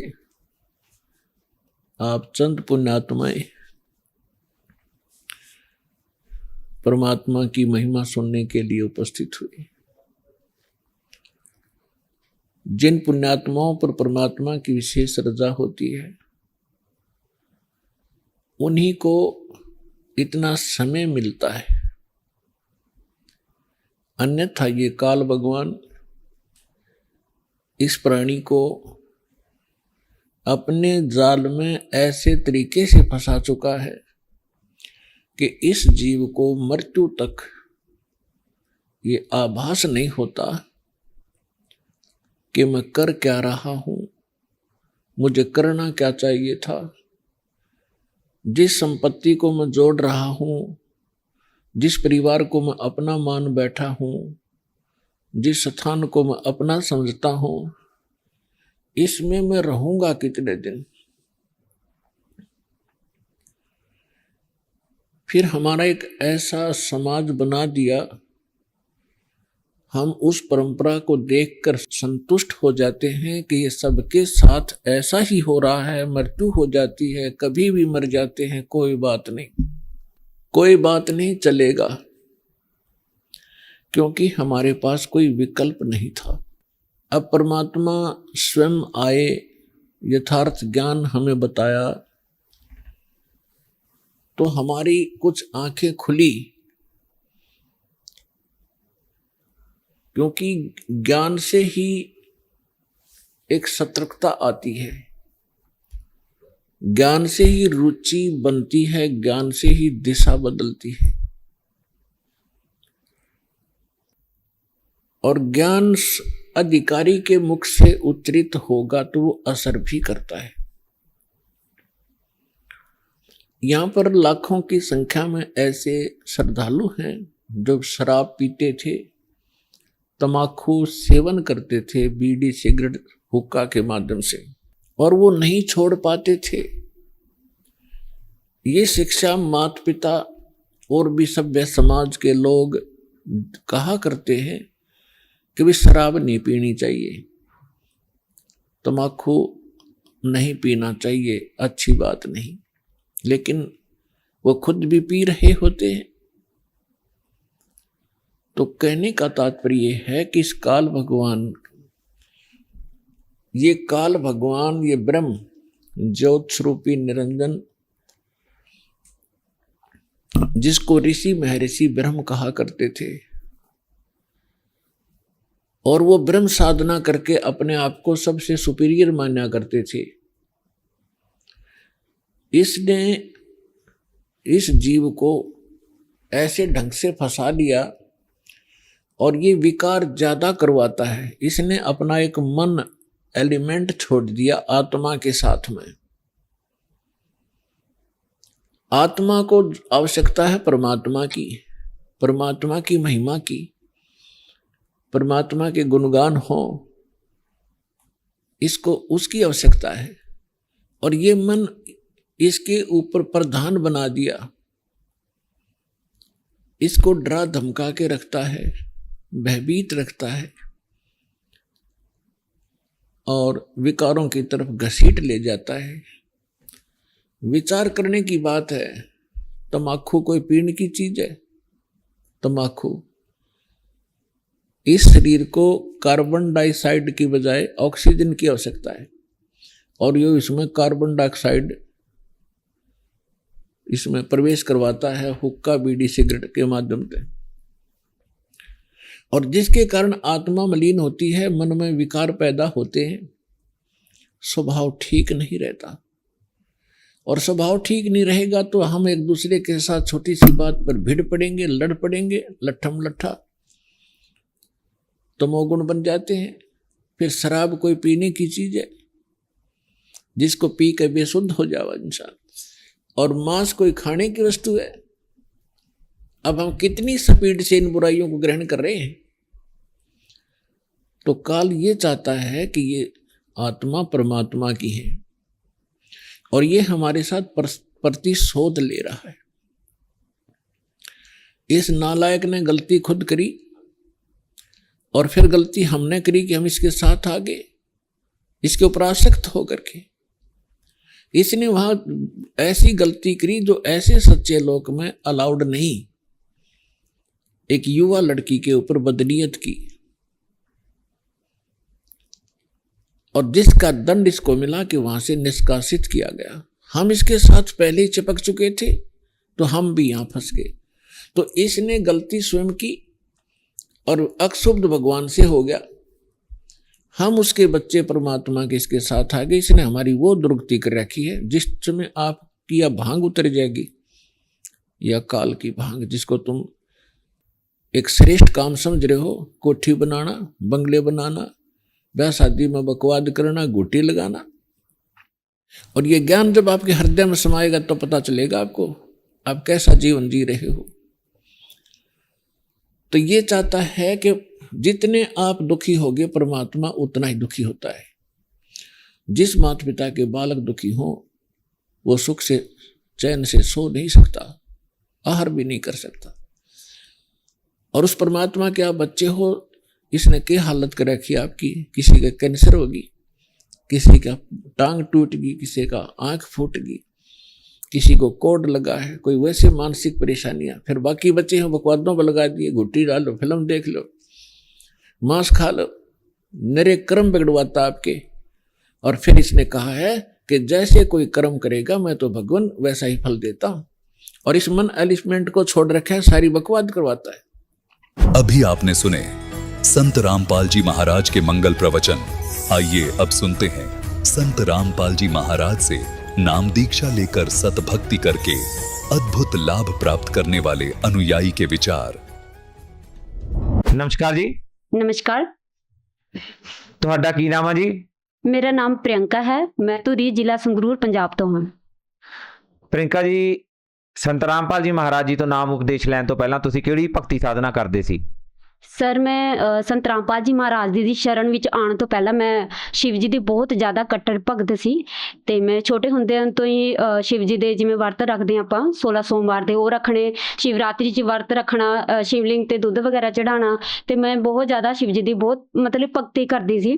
ਵੀ ਜਿਵੇਂ ਆਪਾਂ ਘਰੇ ਸਰੂਪ ਰੱਖਦੇ ਹਾਂ ਆਪਣੇ ਜਿਵੇਂ ਸ਼ਿਵ ਜੀ ਦਾ, ਤੇ ਉਹਦੇ ਉੱਪਰ ਮੈਂ ਜਲ ਚੜਾਉਣਾ, 2-2 3-3 ਗੜਵੇ ਜਲ ਚੜਾ ਕੇ ਉਹ ਮੈਂ ਸਾਰੇ ਪੀ ਜਾਂਦੀ ਸੀ। ਵੀ ਮੈਂ ਇੰਨੀ ਜ਼ਿਆਦਾ ਸ਼ਿਵ ਜੀ ਦੇ ਪ੍ਰਤੀ ਆਪਣੀ ਆਸਥਾ ਦਿਖਾਉਂਦੀ ਸੀ। ਤੇ ਉਹ ਸਾਰਾ ਪੀ ਕੇ ਫਿਰ ਮੈਨੂੰ ਦੁਬਾਰਾ ਸਾਰੀ ਉਲਟੀ ਹੋ ਜਾਂਦੀ। ਤੇ ਫਿਰ ਵੀ ਮੈਂ ਇਹ ਚੀਜ਼ ਲਗਾਤਾਰ ਰੱਖੀ, ਮੈਂ ਛੱਡੀ ਨਹੀਂ। ਮੈਂ ਵਰਤ ਰੱਖਣੇ, 16 ਸੋਮਵਾਰ ਦੇ ਵਰਤ ਰੱਖਣੇ। ਮਤਲਬ ਕਿ ਆਪਾਂ ਨੂੰ ਹਰੇਕ ਨੂੰ ਕਿਸੇ ਨਾ ਕਿਸੇ ਲਾਭ ਦੀ ਲੋੜ ਹੁੰਦੀ ਹੈ। ਜਿਵੇਂ ਤੁਸੀਂ ਦੱਸਿਆ ਵੀ ਤੁਸੀਂ ਈਸਟ ਰੂਪ ਦੇ ਵਿੱਚ ਸ਼ਿਵ ਜੀ ਨੂੰ ਮੰਨਦੇ ਸੀਗੇ, 16 ਸੋਮਵਾਰਾਂ ਦੇ ਤੁਸੀਂ ਵਰਤ ਵੀ ਰੱਖਦੇ ਸੀਗੇ। ਇੰਨੀ ਸਾਧਨਾ ਕਰਦੇ ਹੋਏ ਵੀ ਤੁਹਾਨੂੰ ਸ਼ਿਵ ਜੀ ਮਹਾਰਾਜ ਜੀ ਤੋਂ ਕੀ ਲਾਭ ਪ੍ਰਾਪਤ ਹੋਏ? ਸਰ ਮੈਂ ਅੱਜ ਤੁਹਾਨੂੰ ਚੈਨਲ ਦੇ ਮਾਧਿਅਮ ਰਾਹੀਂ ਦੱਸਣਾ ਚਾਹੂੰਗੀ ਕਿ ਮੈਨੂੰ ਅੱਜ ਤੱਕ ਸ਼ਿਵ ਜੀ ਨੇ ਇੱਕ ਲਾਭ ਵੀ ਨਹੀਂ ਦਿੱਤਾ। ਅਸੀਂ ਆਰਥਿਕ ਤੌਰ ਤੇ ਬਹੁਤ ਤੰਗੀ ਦੇ ਵਿੱਚ ਸੀ। ਤੇ ਮਤਲਬ ਕਿ ਮੈਨੂੰ ਐ ਹੁੰਦਾ ਸੀ ਕਿ ਸਭ ਤੋਂ ਵੱਡਾ ਮੈਨੂੰ ਐ ਹੁੰਦਾ ਸੀ ਪ੍ਰਮਾਤਮਾ ਮੇਰੇ ਜਿਹੜਾ ਸਭ ਤੋਂ ਸਾਨੂੰ ਐ ਕਿਹਾ ਜਾਂਦਾ ਕਿ ਗਰੀਬ ਨੇ ਗਰੀਬ ਨੇ। ਮੈਂ ਕਹਿੰਦੀ ਸੀ ਪ੍ਰਮਾਤਮਾ ਸਾਡਾ ਗਰੀਬੀ ਦਾ ਟੈਗ ਹਟਾ ਦੇ, ਮੈਂ ਤੈਨੂੰ ਪ੍ਰਮਾਤਮਾ ਮੰਨਦੀ ਹਾਂ। ਮਤਲਬ ਮੈਂ ਹਰ ਟਾਈਮ ਸ਼ਿਵ ਜੀ ਅੱਗੇ ਇਹ ਪ੍ਰਾਰਥਨਾ ਕਰਨੀ ਕਿ ਪ੍ਰਮਾਤਮਾ ਚਾਹੇ ਮੇਰੇ ਪਾਪਾ ਦੀ ਜੋਬ ਦਾ ਕੋਈ ਸੈਟਿੰਗ ਕਰ ਦਿਓ, ਚਾਹੇ ਫਿਰ ਮੇਰੇ ਬ੍ਰਦਰ ਦੀ ਕਰ ਦਿਓ, ਜਾਂ ਮੈਨੂੰ ਕਿੱਥੇ ਜੋਬ ਲਾ ਦਿਓ। ਪਰ ਮੇਰੀ ਸ਼ਿਵ ਜੀ ਨੇ ਕਦੇ ਕੋਈ ਸੁਣਵਾਈ ਨਹੀਂ ਕਰੀ। ਜਿਵੇਂ ਤੁਸੀਂ ਦੱਸਿਆ ਵੀ ਤੁਹਾਡੇ ਪਰਿਵਾਰ ਦੇ ਵਿੱਚ ਆਰਥਿਕ ਤੰਗੀ ਚੱਲ ਰਹੀ ਸੀਗੀ, ਜਿਹਦੇ ਕਰਕੇ ਤੁਸੀਂ ਸਾਧਨਾ ਵੀ ਕਰ ਰਹੇ ਸੀ ਪਰੰਤੂ ਤੁਹਾਨੂੰ ਕੋਈ ਲਾਭ ਨਹੀਂ ਸੀ ਪ੍ਰਾਪਤ ਹੋ ਰਿਹਾ। ਸੰਤ ਰਾਮਪਾਲ ਜੀ ਮਹਾਰਾਜ ਜੀ ਦੀ ਸ਼ਰਨ ਦੇ ਵਿੱਚ ਕਿਵੇਂ ਆਏ? ਇਹ ਪਰਮਾਤਮਾ ਦੀ ਦਇਆ ਹੈ ਕਿ ਅੱਜ ਅਸੀਂ ਸੰਤ ਰਾਮਪਾਲ ਜੀ ਮਹਾਰਾਜ ਦੀ ਸ਼ਰਨ ਵਿੱਚ ਮੌਜੂਦ ਹਾਂ। 2013 ਦੇ ਵਿੱਚ ਅਸੀਂ ਮੇਰੇ ਪਾਪਾ ਜੋ ਟੀਵੀ ਚੈਨਲ ਚੇਂਜ ਕਰਦੇ ਕਰਦੇ ਉਹਨਾਂ ਨੇ ਦੇਖਿਆ ਸਾਧਨਾ ਚੈਨਲ ਤੇ ਕੋਈ ਸੰਤ ਰਾਧਾ ਸੁਆਮੀ ਪੰਥ ਬਾਰੇ ਕੁਝ ਦੱਸ ਰਿਹਾ ਹੈ। ਤੇ ਉੱਥੇ ਮੇਰੇ ਪਾਪਾ ਦਾ ਥੋੜਾ ਮਾਈਂਡ ਉਹ ਹੋਇਆ ਕਿ ਵੀ ਇੰਨੇ ਵੱਡੇ ਪੰਥ ਬਾਰੇ ਕੋਈ ਟੀਵੀ ਚੈਨਲ ਤੇ ਕਿਵੇਂ ਕੋਈ ਕੁਝ ਕਹਿ ਸਕਦਾ ਹੈ। ਤੇ ਮੇਰੇ ਪਾਪਾ ਨੂੰ ਐਂ ਹੀ ਹੋਇਆ ਕਿ ਆਪਾਂ ਨੂੰ ਦੇਖਣਾ ਚਾਹੀਦਾ ਹੈ। ਐਵੇਂ ਮੇਰੀ ਮੰਮੀ ਵੀ ਦੇਖਣ ਲੱਗੇ, ਹੌਲੀ ਹੌਲੀ ਅਸੀਂ ਦੇਖਣ ਲੱਗੇ। ਉਹਨਾਂ ਦੇ ਮਨ 'ਚ ਆਏ, ਉਹਨਾਂ ਨੇ ਗਿਆਨ ਗੰਗਾ ਬੁੱਕ ਆਰਡਰ ਕਰਵਾਈ ਚੈਨਲ ਤੇ ਜਿਹੜੇ ਆਪਣੇ ਪੱਟੀ ਚੱਲਦੀ ਹੈ ਉੱਥੋਂ, ਤੇ ਉਹਨਾਂ ਨੇ ਬੁੱਕ ਮੰਗਵਾ ਕੇ ਉਹ ਪੜ੍ਹੀ। ਤੇ ਸਰ ਸਭ ਤੋਂ ਵੱਡਾ ਮੈਂ ਤੁਹਾਨੂੰ ਦੱਸਾਂ ਕਿ ਸਾਨੂੰ ਅੱਜ ਤੱਕ ਆਪਾਂ ਕਹਿੰਦੇ ਫ੍ਰੀ ਦੇ ਵਿੱਚ ਕੋਈ ਪਾਣੀ ਵੀ ਨਹੀਂ ਦਿੰਦਾ ਕਿਸੇ ਨੂੰ। ਜਦੋਂ ਹਿਸਾਰ ਤੋਂ ਸਾਡੇ ਕੋਲ ਬੁੱਕ ਆਈ ਨਾ, ਮੈਂ ਉਹ ਬੁੱਕ ਦੇਖ ਕੇ ਹੈਰਾਨ ਰਹਿ ਗਈ ਵੀ ਇੰਨੀ ਮੋਟੀ ਬੁੱਕ ਪ੍ਰਮਾਤਮਾ ਮਤਲਬ ਕਿ ਸੰਤ ਰਾਮਪਾਲ ਜੀ ਮਹਾਰਾਜ ਨੇ ਫ੍ਰੀ ਭੇਜੀ। ਵੀ ਉਹਨਾਂ ਦਾ ਸਾਡੇ ਨਾਲ ਕੀ ਲਿੰਕ ਹੈ, ਕਿਉਂ ਸਾਨੂੰ ਇਹਨਾਂ ਨੇ ਇੱਕ ਫ੍ਰੀ ਆਫ ਕੋਸਟ ਇਹ ਚੀਜ਼ ਭੇਜੀ ਹੈ। ਤੇ ਮੰਮੀ ਪਾਪਾ ਨੇ ਜਿਹੜੀ ਆ ਉਹ ਪੁਸਤਕ ਪੜ੍ਹੀ। ਫਿਰ ਉਸ ਤੋਂ ਬਾਅਦ ਮੰਮੀ ਨੇ ਕਿਹਾ ਵੀ ਅਸੀਂ ਨਾਮ ਲੈਣਾ। ਨਾਮ ਲੈਣ ਲਈ ਉਹ ਪਹਿਲਾਂ ਵੀ ਕਹਿੰਦੇ ਸੀ ਵੀ ਕਦੇ ਕਿਸੇ ਤੋਂ ਸੁਣ ਲਿਆ ਵੀ ਨਿਰੰਕਾਰੀਆਂ ਤੋਂ ਨਾਮ ਲੈ ਲੈਣਾ, ਕਦੇ ਕਹਿੰਦੇ ਰਾਧਾ ਸੁਆਮੀ ਤੋਂ। ਪਰ ਮੈਨੂੰ ਨਾ ਕਿਸੇ ਤੇ ਭਰੋਸਾ ਨਹੀਂ ਸੀ। ਮੈਂ ਕਹਿੰਦੀ ਸੀ ਜੋ ਵੀ ਹੈ ਸ਼ਿਵ ਜੀ ਨੇ, ਜੋ ਵੀ ਹੈ ਸ਼ਿਵ ਜੀ ਨੇ, ਚਾਹੇ ਗੁਰੂ ਹੈ, ਗੁਰੂ ਗੋਬਿੰਦ, ਬਸ ਉਹੀ ਨੇ ਮੇਰੇ ਲਈ। ਪਰ ਫਿਰ ਜਦੋਂ ਅਸੀਂ 2013 ਦੇ ਵਿੱਚ ਨਾਮ ਲਿੱਤਾ, ਫਿਰ ਐਵੇਂ ਕਰਕੇ ਅਸੀਂ ਸੰਤ ਰਾਮਪਾਲ ਜੀ ਮਹਾਰਾਜ ਦੀ ਸ਼ਰਨ ਵਿੱਚ ਆਏ ਜੀ। ਇਹੋ ਜਿਹਾ ਕੀ ਗਿਆਨ ਗੰਗਾ ਕਿਤਾਬ ਦੇ ਵਿੱਚ ਲਿਖਿਆ ਹੋਇਆ ਸੀਗਾ ਜਿਸ ਤੋਂ ਬਾਅਦ ਚੋਂ ਤੁਹਾਨੂੰ ਸੰਤ ਰਾਮਪਾਲ ਜੀ ਦੇ ਗਿਆਨ ਦੇ ਉੱਤੇ ਵਿਸ਼ਵਾਸ ਹੋਇਆ? ਸਰ ਮੈਂ ਸੱਚ ਦੱਸਾਂ ਤੁਹਾਨੂੰ ਤੇ ਮੈਂ ਜਿਹੜੀ ਬੁੱਕ ਹੈ ਉਹ ਬਾਅਦ ਵਿੱਚ ਮੈਂ ਪੂਰੀ ਪੜ੍ਹੀ ਹੈ ਨਾਮ ਲੈਣ ਤੋਂ ਬਾਅਦ। ਨਾਮ ਲੈਣ ਤੋਂ ਪਹਿਲਾਂ ਮੇਰੇ ਮੰਮੀ ਪਾਪਾ ਨੇ ਬੁੱਕ ਪੜ੍ਹੀ ਸੀ ਤੇ ਉਹਦੇ ਵਿੱਚ ਇਹ ਬਸ ਇਹ ਲਿਖਿਆ ਸੀ ਕਿ ਆਪਾਂ ਨਿਯਮ ਦੇ ਅਨੁਸਾਰ ਭਗਤੀ ਕਰਾਂਗੇ ਤੇ ਸਾਨੂੰ ਸਾਰੇ ਲਾਭ ਹੋਣਗੇ। ਮੈਨੂੰ ਸੰਤ ਰਾਮਪਾਲ ਜੀ ਮਹਾਰਾਜ ਜੀ ਦਾ ਇਹੀ ਸਭ ਤੋਂ ਮੈਨੂੰ ਅਟਰੈਕਟ ਕਰੀ ਕਿ ਜਦੋਂ ਸੰਤ ਰਾਮਪਾਲ ਜੀ ਮਹਾਰਾਜ ਆਪਣੇ ਸਤਸੰਗ ਦੇ ਵਿੱਚ ਕਹਿੰਦੇ ਸੀ ਕਿ ਪੁੱਤ ਤੁਸੀਂ ਨਿਯਮ ਦੇ ਅਨੁਸਾਰ ਭਗਤੀ ਕਰੋਗੇ ਨਾ, ਨਿਯਮ ਦੇ ਵਿੱਚ ਰਹਿ ਕੇ ਭਗਤੀ ਕਰੋਗੇ, ਤੁਹਾਨੂੰ ਸਾਰੇ ਸੁੱਖ ਮਿਲਣਗੇ। ਇੱਥੇ ਵੀ ਸੁੱਖ ਮਿਲੂਗਾ, ਤੁਹਾਡਾ ਮੋਕਸ਼ ਵੀ ਹੋਊਗਾ। ਮੈਨੂੰ ਐ ਸੀ ਪ੍ਰਮਾਤਮਾ, ਮੈਂ ਜਿਵੇਂ ਸ਼ਿਵ ਜੀ ਦੇ ਨਾਲ ਲੱਗੀ ਆ ਵੀ ਇੰਨੀ ਮੈਂ ਉਹਦੇ ਹਿਰਦੇ ਨਾਲ ਭਗਤੀ ਕਰੀ, ਪਰ ਮੈਨੂੰ ਇੱਕ ਲਾਭ ਵੀ ਨਹੀਂ ਹੋਇਆ। ਮੈਂ ਕਿਹਾ ਜੀ ਪ੍ਰਮਾਤਮਾ, ਜੇ ਤੁਸੀਂ ਪ੍ਰਮਾਤਮਾ ਹੋ, ਜੇ ਮੈਨੂੰ ਕੁਝ ਲੱਗੂਗਾ ਮੇਰੇ ਘਰ ਦੇ ਵਿੱਚ ਕੋਈ ਚੇਂਜ ਆਇਆ ਹੈ, ਮੇਰੀ ਆਰਥਿਕ ਤੰਗੀ ਕੁਝ % ਘਟੀ ਹੈ, ਤੇ ਮੈਂ ਵੀ ਪ੍ਰਮਾਤਮਾ ਤੁਹਾਡੀ ਸ਼ਰਨ ਦੇ ਵਿੱਚ ਆਉਂਗੀ। ਸੰਤ ਰਾਮਪਾਲ ਜੀ ਮਹਾਰਾਜ ਜੀ ਦੀ ਸ਼ਰਨ ਦੇ ਵਿੱਚ ਆਉਣ ਤੋਂ ਬਾਅਦ ਚ ਤੁਹਾਨੂੰ ਕੀ ਲਾਭ ਪ੍ਰਾਪਤ ਹੋਏ? ਸਰ, ਸਭ ਤੋਂ ਵੱਡਾ ਲਾਭ ਜਿਹੜਾ ਆਪਣਾ ਅਧਿਆਤਮਿਕ ਲਾਭ ਹੈ ਕਿ ਪੂਰਨ ਪਰਮਾਤਮਾ ਕੌਣ ਹੈ, ਕਿਹਦੀ ਸਾਨੂੰ ਭਗਤੀ ਕਰਨੀ ਚਾਹੀਦੀ ਹੈ, ਮੋਕਸ਼ ਸਾਨੂੰ ਕਿਵੇਂ ਮਿਲੇਗਾ। ਸਭ ਤੋਂ ਵੱਡੀ ਗੱਲ, ਜੇ ਆਪਾਂ ਨੂੰ ਇਹ ਪਤਾ ਲੱਗ ਜਾਏ ਕਿ ਪੂਰਨ ਪਰਮਾਤਮਾ ਕੌਣ ਹੈ ਤੇ ਆਪਾਂ ਸ਼ਾਸਤਰ ਅਨੁਸਾਰ ਆਪਣੀ ਭਗਤੀ ਕਰਾਂਗੇ ਤਾਂ ਸਾਨੂੰ ਇੱਥੇ ਵੀ ਲਾਭ ਮਿਲਣਗੇ, ਅੱਗੇ ਮੋਕਸ਼ ਦੀ ਪ੍ਰਾਪਤੀ ਵੀ ਹੋਊਗੀ। ਜੇ ਸਾਨੂੰ ਪਰਮਾਤਮਾ ਹੀ ਪੂਰਾ ਨਹੀਂ ਮਿਲਿਆ ਤਾਂ ਫਿਰ ਸਾਨੂੰ ਕੀ ਲਾਭ ਮਿਲੂਗਾ? ਸਭ ਤੋਂ ਪਹਿਲਾ ਲਾਭ ਤਾਂ ਇਹ ਕਿ ਮੈਨੂੰ ਅਧਿਆਤਮਿਕ ਲਾਭ ਹੋਇਆ। ਦੂਜਾ, ਮੈਂ ਜੇ ਸੰਸਾਰਿਕ ਤੌਰ ਤੇ ਕਹਾਂ ਤੇ ਜਿਹੜਾ ਸਭ ਤੋਂ ਪਹਿਲਾ ਲਾਭ ਇਹ ਸੀ ਕਿ ਪ੍ਰਮਾਤਮਾ ਨੇ ਸਾਡਾ 6 ਮਹੀਨੇ ਦੇ ਅੰਦਰ ਸਰ ਕਰਜ਼ਾ ਜਿਹੜਾ ਹੈ ਉਹ ਖਤਮ ਕੀਤਾ। ਜਿਹੜਾ ਸਾਡਾ ਇਹ ਲਾ ਲਓ 4-5 ਸਾਲ ਤੋਂ ਸਾਡਾ ਕਰਜ਼ਾ ਨਹੀਂ ਖਤਮ ਹੋ ਰਿਹਾ ਸੀ, ਅਸੀਂ ਕਿਸੇ ਦਾ 1 ਰੁਪਇਆ ਵੀ ਵਾਪਿਸ ਨਹੀਂ ਮੋੜ ਸਕ ਰਹੇ ਸੀ। ਪਰਮਾਤਮਾ ਨੇ ਸਾਨੂੰ ਸਭ ਤੋਂ ਵੱਡਾ ਇੱਥੇ ਮੈਨੂੰ ਚਮਤਕਾਰ ਦਿਖਾਇਆ ਕਿ ਵੀ ਪਰਮਾਤਮਾ ਸਭ ਕੁਝ ਕਰ ਸਕਦਾ ਹੈ। ਇੱਕ ਗਰੀਬ ਲਈ, ਇੱਕ ਜਿਹੜਾ ਆਰਥਿਕ ਤੌਰ ਤੇ ਸਰ ਤੰਗੀ 'ਚ ਰਹਿੰਦਾ ਨਾ, ਉਹਦੇ ਲਈ ਸਭ ਤੋਂ ਵੱਡਾ ਭਗਵਾਨ ਉਹੀ ਹੋ ਜਾਂਦਾ ਹੈ ਜਿਹੜਾ ਉਹਨੂੰ ਆਰਥਿਕ ਤੰਗੀ ਤੋਂ ਉਭਾਰ ਦੇ। ਤੇ ਅੱਜ ਮੇਰੇ ਲਈ, ਅੱਜ ਦਾ ਅਸੀਂ ਸ਼ਾਸਤਰ ਅਨੁਸਾਰ ਦੇਖ ਲਿਆ ਕਿ ਵੀ ਜਿਹੜੇ ਸੰਤ ਰਾਮਪਾਲ ਜੀ ਮਹਾਰਾਜ ਨੇ ਪੂਰਨ ਸੰਤ ਨੇ, ਪਰ ਇਸ ਤੋਂ ਪਹਿਲਾਂ ਜਦੋਂ ਉਹਨਾਂ ਨੇ ਸਾਡੀ ਆਰਥਿਕ ਤੰਗੀ ਦੂਰ ਕੀਤੀ ਨਾ ਸਰ, ਮੈਂ ਉੱਥੇ ਹੀ ਉਹਨਾਂ ਨੂੰ ਪੂਰਨ ਪ੍ਰਮਾਤਮਾ ਮੰਨ ਲਿਆ ਸੀ। ਦੂਜੀ ਗੱਲ, ਜਦੋਂ ਅਸੀਂ ਦਿੱਲੀ ਦੇ ਵਿੱਚ ਗਏ, ਮੇਰੇ ਤੇ ਮੇਰੀ ਮੰਮੀ, ਸਾਡਾ ਵਿੱਚ ਰੋਡ ਦੇ ਵਿੱਚ ਐਕਸੀਡੈਂਟ ਹੋ ਗਿਆ ਸੀ, ਸਾਡਾ ਆਟੋ ਪਲਟ ਗਿਆ ਸੀ। ਆਟੋ ਦੇ ਵਿੱਚ ਜਿੰਨੇ ਵੀ ਸਾਡੇ ਰਿਸ਼ਤੇਦਾਰ ਸੀ ਸਰ, ਸਾਰਿਆਂ ਦੀ ਸੱਟਾਂ ਲੱਗੀਆਂ, ਸਾਰੇ ਹਸਪੀਟਲਾਈਜ਼ ਹੋਏ, ਬਟ ਮੇਰੀ ਮੰਮੀ ਤੇ ਮੈਨੂੰ ਕੁਝ ਵੀ ਨਹੀਂ ਹੋਇਆ। ਦੂਜਾ, ਮੈਨੂੰ ਉੱਥੇ ਲੱਗ ਗਿਆ ਕਿ ਪ੍ਰਮਾਤਮਾ ਤੁਹਾਨੂੰ ਇੱਥੇ ਵੀ ਰਕਸ਼ਾ ਕਰ ਸਕਦਾ ਹੈ। ਸਰ, ਮੈਂ ਜਦੋਂ ਸ਼ਿਵ ਜੀ ਦੀ ਭਗਤੀ ਵੀ ਕਰਦੀ ਸੀ ਨਾ, ਆਮ ਸੰਸਾਰ ਦੇ ਵਿੱਚ ਵੀ, ਤੇ ਉਦੋਂ ਵੀ ਮੈਨੂੰ ਐ ਹੁੰਦਾ ਸੀ ਪ੍ਰਮਾਤਮਾ, ਇੱਕ ਜਲ ਕੇ, ਇੱਕ ਡੁੱਬ ਕੇ, ਇੱਕ ਕੱਟ ਕੇ, ਇਸ ਤਰੀਕੇ ਨਾਲ ਮੈਂ ਮਰਨਾ ਨਹੀਂ ਚਾਹੁੰਦੀ, ਕਦੇ ਸੁਸਾਈਡ ਕਰਕੇ ਵੀ ਕਿਸੇ ਵੀ ਪ੍ਰੈਸ਼ਰ ਦੇ ਵਿੱਚ ਆ ਗਏ। ਪਰਮਾਤਮਾ ਨੇ ਹਰੇਕ ਚੀਜ਼ ਦਿਖਾਈ ਹੈ ਕਿ ਇੱਥੇ ਤੇ ਪਰਮਾਤਮਾ ਤੁਹਾਡੀ ਰੱਖਿਆ ਕਰ ਸਕਦਾ ਹੈ। ਤੀਜਾ ਸਰ ਲਾਭ ਮੈਨੂੰ ਇਹ ਹੋਇਆ ਕਿ ਵੀ ਮੇਰੇ ਪਾਪਾ ਜਦੋਂ ਟ੍ਰੇਨ ਦੇ ਵਿੱਚੋਂ ਵਾਪਸ ਆ ਰਹੇ ਸੀ ਤੇ ਉਹਨਾਂ ਦਾ ਜਿਹੜਾ ਪਟਰੀ ਦੇ ਨਾਲ ਖੰਭਾ ਲੱਗਿਆ ਹੁੰਦਾ, ਉਹ ਸਿਰ ਤੇ ਵੱਜਿਆ। ਸਿਰ ਤੇ ਵੱਜਣ ਕਰਕੇ ਉਹਨਾਂ ਦੇ ਸਾਰੇ ਮਤਲਬ ਕਿ ਬੋਡੀ ਦੇ ਸਾਰੇ ਸਿਰ ਤੇ ਖੂਨ ਹੀ ਖੂਨ ਹੋ ਗਿਆ। ਜਦੋਂ ਅਸੀਂ ਬਾਹਰ ਉਤਰ ਕੇ ਦੇਖਿਆ ਤਾਂ ਮੇਰੇ ਪਾਪਾ ਸਾਰੇ ਖੂਨ ਨਾਲ ਭਿੱਜੇ ਹੋਏ ਸੀ। ਮੈਂ ਕਿਹਾ ਪਰਮਾਤਮਾ, ਤੇਰੀ ਸ਼ਰਨ ਦੇ ਵਿੱਚ ਆਏ ਆ, ਵੀ ਇਹ ਕੀ ਹੋ ਗਿਆ ਪਾਪਾ ਨਾਲ। ਉਸ ਚ ਸਵੇਰੇ 4 ਵਜੇ ਦਾ ਟਾਈਮ ਸੀ ਤੇ ਕੋਈ ਹਸਪੀਟਲ, ਕੁਝ ਡਾਕਟਰ ਦੀ ਦੁਕਾਨ ਕੁਝ ਵੀ ਨਹੀਂ ਖੁੱਲਿਆ ਸੀ। ਅਸੀਂ ਘਰੇ ਆਏ, ਪਾਪਾ ਦਾ ਗਰਮ ਪਾਣੀ ਨਾਲ ਫੇਸ ਵਗੈਰਾ ਕਲੀਨ ਕੀਤਾ ਤੇ ਸਰ ਅਸੀਂ ਹੈਰਾਨ ਹੋ ਗਏ ਸਾਰੇ ਜਣੇ ਦੇਖ ਕੇ ਕਿ ਵੀ ਜਿਹੜਾ ਸਾਰਾ ਸਰੀਰ ਖੂਨ ਨਾਲ ਭਰਿਆ ਹੋਇਆ, ਉਹ ਸਿਰਫ ਸੱਟ ਇੰਨੀ ਕੁ ਅੱਖ ਦੇ ਉੱਪਰ ਸੀ ਕਿ ਕੋਈ ਦੇਖ ਕੇ ਇਹ ਨਹੀਂ ਕਹਿ ਸਕਦਾ ਸੀ ਕਿ ਟ੍ਰੇਨ ਦੇ ਨਾਲ ਜਿਹੜਾ ਖੰਭਾ ਲੱਗਿਆ ਹੁੰਦਾ ਉਹਦੇ ਨਾਲ ਮੇਰੇ ਪਾਪਾ ਦੀ ਟੱਕਰ ਹੋਈ ਹੈ। ਚੌਥਾ ਲਾਭ ਸਰ ਕਿ ਮੇਰੇ ਭਾਈ ਦੇ ਨਾਲ, ਜਿਵੇਂ ਆਪਾਂ ਕਹਿੰਦੇ ਨਾ ਸੱਪ ਦੀ ਜਿਹੜੇ ਫੂਕ ਜੀ ਲੱਗ ਜਾਂਦੀ, ਉਹਦੇ ਨਾਲ ਮੇਰੇ ਭਾਈ ਦਾ ਜਿਹੜਾ ਪੈਰ ਦਾ ਅੰਗੂਠਾ ਉਹ ਗਲ ਗਿਆ ਤੇ ਅਸੀਂ ਟ੍ਰੀਟਮੈਂਟ ਵੀ ਕਰਾਉਂਦੇ ਰਹੇ। ਉਹ ਜ਼ਿਆਦਾ ਤੋਂ ਜ਼ਿਆਦਾ ਗਲਣਾ ਸ਼ੁਰੂ ਹੋ ਗਿਆ, ਬਹੁਤ ਜ਼ਿਆਦਾ ਗਲਣ ਲੱਗਿਆ। ਅਸੀਂ ਫਿਰ ਗੁਰੂ ਜੀ ਨੂੰ ਪ੍ਰਾਰਥਨਾ ਲਾਈ, ਪ੍ਰਾਰਥਨਾ ਲਾਉਂਦੇ ਹੀ ਸਰ ਉਸ ਤੋਂ ਬਾਅਦ ਉਹ ਨਾ ਮੇਰੇ ਭਾਈ ਦਾ ਅੰਗੂਠਾ ਠੀਕ ਹੋਣ ਲੱਗ ਗਿਆ। ਉਸ ਤੋਂ ਬਾਅਦ ਸਰ ਇੱਕ ਵਾਰ ਕੀ ਹੋਇਆ, ਮੈਨੂੰ ਨਾ ਐਲਰਜੀ ਦੀ ਦਿੱਕਤ ਹੋ ਗਈ, ਮੈਨੂੰ ਮੇਰੀ ਸਾਰੀ ਬੋਡੀ ਤੇ ਨਾ ਜਿਵੇਂ ਐਲਰਜੀ ਹੋ ਗਈ ਤੇ 5-6 ਮਹੀਨੇ ਮੇਰੇ ਐਂ ਹੀ ਚੱਲਦਾ ਰਿਹਾ। ਉਹ ਦਿਨ ਪ੍ਰਤੀ ਦਿਨ ਬਹੁਤ ਜ਼ਿਆਦਾ ਵੱਧ ਗਈ ਮੈਨੂੰ ਐਲਰਜੀ ਤੇ ਮੈਂ ਬਹੁਤ ਜ਼ਿਆਦਾ ਪਰੇਸ਼ਾਨ ਹੋ ਗਈ। ਮੈਂ ਕਿਹਾ ਪਰਮਾਤਮਾ ਹੁਣ ਤੂੰ ਹੀ ਠੀਕ ਕਰ ਸਕਦਾ। ਮੈਂ ਪਰਮਾਤਮਾ ਨੂੰ ਪਰਮਾਤਮਾ ਮੈਂ ਸੰਤ ਰਾਮਪਾਲ ਜੀ ਮਹਾਰਾਜ ਨੂੰ ਕਹਿ ਰਹੀ ਹਾਂ, ਉਹਨਾਂ ਨੂੰ ਮੈਂ ਪ੍ਰਾਰਥਨਾ ਲਾਈ। ਜਿਵੇਂ ਮੈਂ ਤੁਸੀਂ ਯਕੀਨ ਨਹੀਂ ਕਰੋਗੇ, ਮੈਂ ਰਾਤ ਨੂੰ ਪ੍ਰਾਰਥਨਾ ਲਾਈ ਹੈ, ਮੈਂ ਅਜੇ ਫੋਨ ਕੱਟਿਆ, ਮੇਰੀ ਐਲਰਜੀ ਦੀ ਦਿੱਕਤ ਗਾਇਬ ਹੋ ਗਈ ਜਿਹੜੀ 6 ਮਹੀਨੇ ਤੋਂ ਮੈਨੂੰ ਲਗਾਤਾਰ ਸੀ।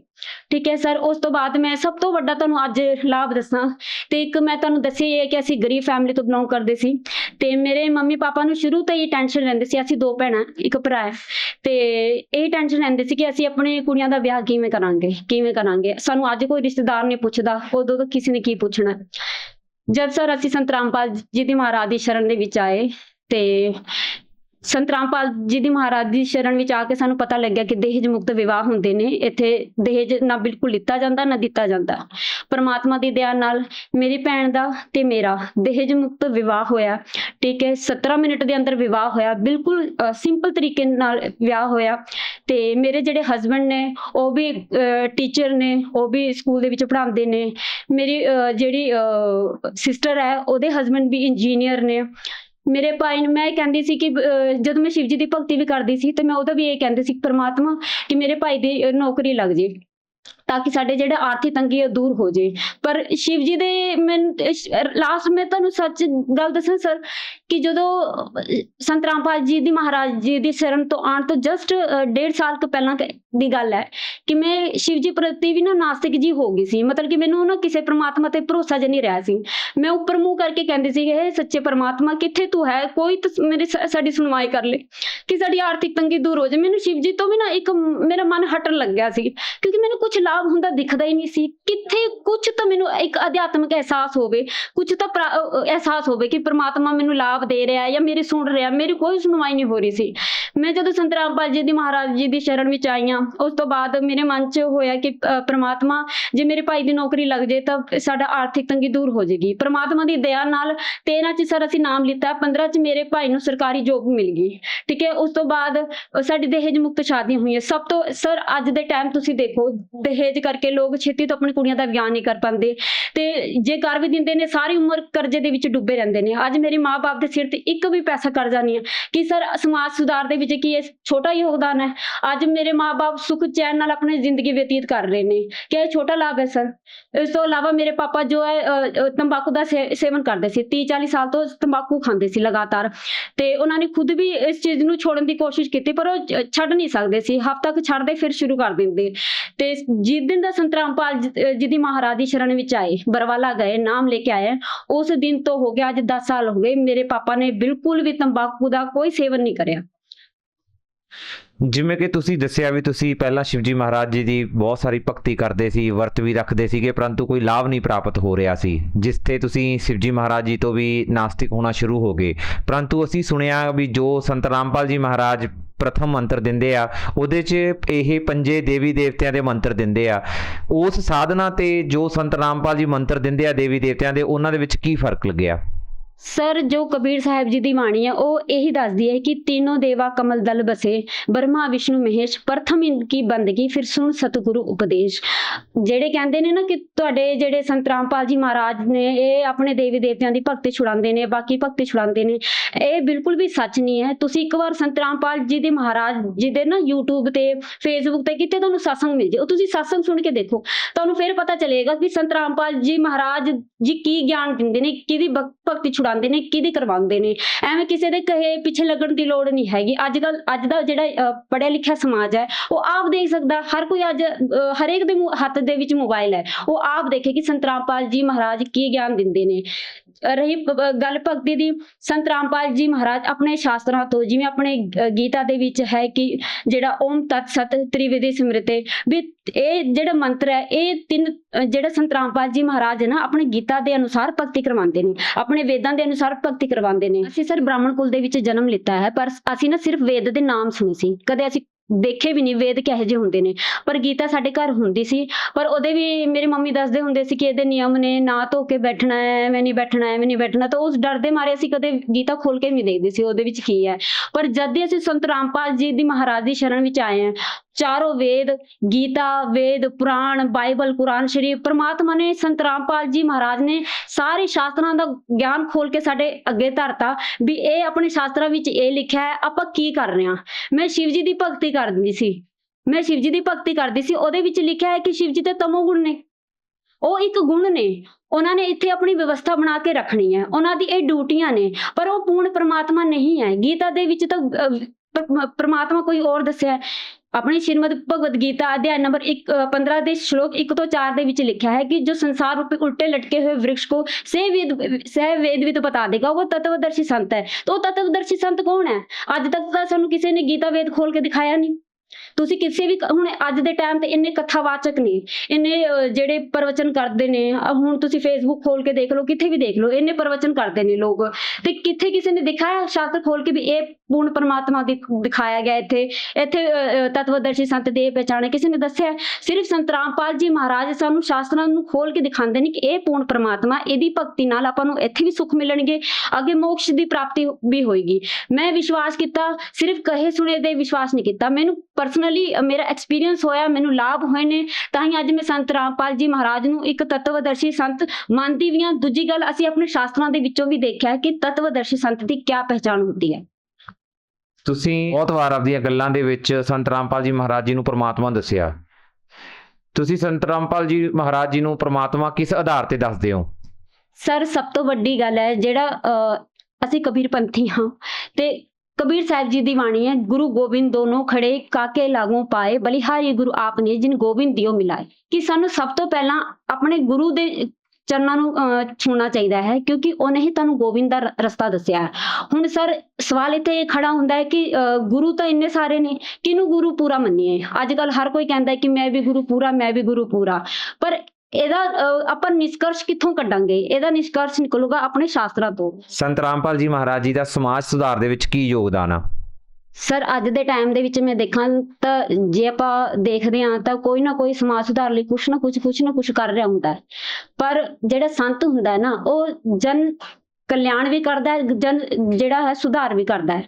ਸੰਤ ਰਾਮਪਾਲ ਜੀ ਮਹਾਰਾਜ ਨੇ ਸਭ ਤੋਂ ਪਹਿਲਾਂ, ਜਿਵੇਂ ਸੰਤ ਰਾਮਪਾਲ ਜੀ ਮਹਾਰਾਜ ਜੀ ਦੇ ਜਿੰਨੇ ਵੀ ਭਗਤ ਨੇ ਨਾ, ਉਹ ਕਿਸੇ ਪ੍ਰਕਾਰ ਦਾ ਕੋਈ ਨਸ਼ਾ ਨਹੀਂ ਕਰਦੇ। ਤੁਸੀਂ ਪੰਜਾਬ ਦੇ ਵਿੱਚ ਦੇਖ ਲਓ ਕਿੰਨਾ ਨਸ਼ਾ ਫੈਲਿਆ ਹੋਇਆ ਹੈ, ਹਰ ਕੋਈ ਦੇਖ ਲਓ ਚਿੱਟਾ। ਪਰ ਸੰਤ ਰਾਮਪਾਲ ਜੀ ਮਹਾਰਾਜ ਜੀ ਕਹਿੰਦੇ ਨੇ ਕਿ ਜਿਹੜੀ ਮੇਰੀ ਸ਼ਰਨ ਦੇ ਵਿੱਚ ਆ ਗਿਆ ਉਹਨੇ ਬੀੜੀ ਨੂੰ ਹੱਥ ਵੀ ਨਹੀਂ ਲਾਣਾ, ਕਿਸੇ ਨੂੰ ਲਿਆ ਕੇ ਵੀ ਨਹੀਂ ਦੇਣਾ। ਇਸ ਤੋਂ ਵੱਡਾ ਸਮਾਜ ਸੁਧਾਰ ਕੀ ਹੋਊਗਾ? ਦੂਜੀ ਗੱਲ, ਦਹੇਜ ਮੁਕਤ ਵਿਵਾਹ। ਜਦ ਮੈਂ ਤੁਹਾਨੂੰ ਹੁਣੇ ਦੱਸਿਆ ਕਿ ਮੈਂ ਤੇ ਮੇਰੀ ਸਿਸਟਰ ਦਾ ਜਿਹੜਾ ਵਿਆਹ ਹੈ ਬਿਲਕੁਲ ਦਹੇਜ ਮੁਕਤ ਹੋਇਆ, ਸਿੰਪਲ ਸ਼ਾਦੀ ਹੋਈ ਹੈ ਤੇ ਸਾਨੂੰ ਕਿਸੇ ਪ੍ਰਕਾਰ ਦਾ ਕੋਈ ਦੁੱਖ ਨਹੀਂ ਤਾਂ ਸਾਰੀ ਉਮਰ ਜਿਹੜੇ ਮਾਂ-ਬਾਪ ਹੈ ਆਪਣੀ ਕੁੜੀਆਂ ਦਹੇਜ ਦੇਣ ਤੋਂ ਬਾਵਜੂਦ ਵੀ ਸਰ ਹਰ ਸਾਲ ਕਦੇ ਇਹ ਫਲਾਣਾ ਸਮਾਨ ਭਿਜਾਓ, ਕਦੇ ਸਮਾਨ ਦਿਓ ਕੁੜੀ ਨੂੰ। ਤੇ ਸੰਤ ਰਾਮਪਾਲ ਜੀ ਦੀ ਮਹਾਰਾਜ ਦੀ ਸ਼ਰਨ ਵਿੱਚ ਆ ਕੇ ਲੱਖਾਂ ਲੋਕਾਂ ਦੀ ਜਿਹੜੀ ਹੈ ਦਹੇਜ ਮੁਕਤ ਸ਼ਾਦੀਆਂ ਹੋਈਆਂ ਨੇ। ਇਹਦੇ ਵਿੱਚ ਇਹ ਦੇਖ ਲਓ ਕਿੰਨਾ ਸਮਾਜ ਸੁਧਾਰ ਹੈ। ਤੀਜੀ ਗੱਲ, ਜਿਹੜੇ ਸੰਤ ਰਾਮਪਾਲ ਜੀ ਮਹਾਰਾਜ ਹਰ ਸਾਲ 6 ਮਹੀਨੇ 'ਚ 3 ਦਿਨਾਂ ਲਈ ਧਰਮ ਭੰਡਾਰੇ ਕਰਦੇ ਨੇ। ਉਹਦੇ ਵਿੱਚ ਬਲੱਡ ਡੋਨੇਸ਼ਨ ਕੈਂਪ ਲੱਗਦਾ ਹੈ, ਕਿੰਨਾ ਖੂਨਦਾਨ ਹੁੰਦਾ ਹੈ, ਦੇਹਦਾਨ ਹੁੰਦਾ ਹੈ। ਕੋਰੋਨਾ ਦੇ ਟਾਈਮ ਘਰ ਸੰਤ ਰਾਮਪਾਲ ਜੀ ਮਹਾਰਾਜ ਨੇ ਜਿਹੜੇ ਰਾਸ਼ਨ ਦੇ ਜਿਹੜੇ ਪੈਕਟ ਭੇਜੇ ਨੇ। ਜਿੱਥੇ ਵੀ ਸੰਤ ਰਾਮਪਾਲ ਜੀ ਦੀ ਮਹਾਰਾਜ ਜੀ ਦੀ ਯੋਗਦਾਨ ਦੀ ਲੋੜ ਹੁੰਦੀ ਹੈ, ਸੰਤ ਰਾਮਪਾਲ ਜੀ ਮਹਾਰਾਜ ਤੇ ਉਹਨਾਂ ਦੇ ਸ਼ਿਸ਼ ਅੱਗੇ ਹੋ ਕੇ ਉਹ ਆਪਣੀ ਸਮਾਜ ਸੇਵਾ ਦੇ ਵਿੱਚ ਕੰਮ ਕਰਦੇ ਨੇ। ਇਹਦੇ ਨਾਲ ਸਤ ਭਗਤੀ ਦਿੰਦੇ ਨੇ, ਮੋਕਸ਼ ਮੰਤਰ ਦਿੰਦੇ ਨੇ, ਕਿਵੇਂ ਪੂਰਨ ਪਰਮਾਤਮਾ ਦੀ ਭਗਤੀ ਕਰਨੀ ਹੈ, ਪੂਰਨ ਪਰਮਾਤਮਾ ਕੌਣ ਹੈ, ਕਿਵੇਂ ਆਪਾਂ ਨੂੰ ਉਹਦੀ ਪ੍ਰਾਪਤੀ ਹੋ ਸਕਦੀ। ਇਹ ਸਾਰਾ ਕੁਝ ਆਪਣੇ ਸ਼ਾਸਤਰਾਂ, ਤੁਸੀਂ ਸੰਤ ਰਾਮਪਾਲ ਜੀ ਮਹਾਰਾਜ ਜੀ, ਮੈਂ ਨਹੀਂ ਕਹਿੰਦੀ ਤੁਸੀਂ ਸੰਤ ਰਾਮਪਾਲ ਜੀ ਮਹਾਰਾਜ ਜੀ ਤੇ ਅੱਖਾਂ ਬੰਦ ਕਰਕੇ ਵਿਸ਼ਵਾਸ ਕਰੋ। ਤੁਸੀਂ ਆਪਣੇ ਸ਼ਾਸਤਰਾਂ ਨੂੰ ਖੋਲ ਕੇ ਦੇਖੋ ਕਿ ਗੱਲ ਸੱਚੀ ਹੈ। ਤੁਹਾਨੂੰ ਕਿਸੇ ਤੇ ਯਕੀਨ ਕਰਨ ਦੀ ਲੋੜ ਹੀ ਨਹੀਂ, ਤੁਹਾਨੂੰ ਆਪੇ ਪਤਾ ਲੱਗ ਜਾਏਗਾ। ਜੇ ਤੁਸੀਂ ਆਪਣੇ ਸ਼ਾਸਤਰਾਂ ਨੂੰ ਮੰਨਦੇ ਹੋ ਤਾਂ ਤੁਸੀਂ ਆਟੋਮੈਟਿਕਲੀ ਜੋ ਹੈ ਸੰਤ ਰਾਮਪਾਲ ਜੀ ਮਹਾਰਾਜ ਜੀ ਦੀ ਜਿਹੜੀ ਗੱਲ ਹੈ ਉਸ ਤੇ ਵਿਸ਼ਵਾਸ ਕਰਨ ਤੇ ਮਜਬੂਰ ਹੋਵੋਗੇ। ਭਗਤ ਸਮਾਜ ਨੂੰ ਕੀ ਸੰਦੇਸ਼ ਦੇਣਾ ਚਾਹੁੰਦੇ ਹੋ? ਸਰ ਮੈਂ ਭਗਤ ਸਮਾਜ ਨੂੰ ਹੱਥ ਜੋੜ ਕੇ ਬੇਨਤੀ ਕਰਦੀ ਹਾਂ ਕਿ ਜੋ ਵੀ ਅੱਜ ਮੈਨੂੰ ਇਸ ਟਾਈਮ ਸੁਣ ਰਿਹਾ ਹੈ ਕਿ ਪਲੀਜ਼ ਇੱਕ ਵਾਰ ਤੁਸੀਂ ਸੰਤ ਰਾਮਪਾਲ ਜੀ ਮਹਾਰਾਜ ਜੀ ਦੇ ਸਤਸੰਗ ਫੇਸਬੁੱਕ, YouTube, ਕਿੱਥੇ ਵੀ ਤੁਹਾਨੂੰ ਮਿਲੇ, ਪਲੀਜ਼ 5 ਮਿੰਟ 10 ਮਿੰਟ ਕੱਢ ਕੇ ਜ਼ਰੂਰ ਸੁਣੋ। ਤੁਹਾਨੂੰ ਪਤਾ ਲੱਗੇਗਾ ਕਿ ਸੰਤ ਰਾਮਪਾਲ ਜੀ ਮਹਾਰਾਜ ਕੀ ਗਿਆਨ ਦਿੰਦੇ ਨੇ।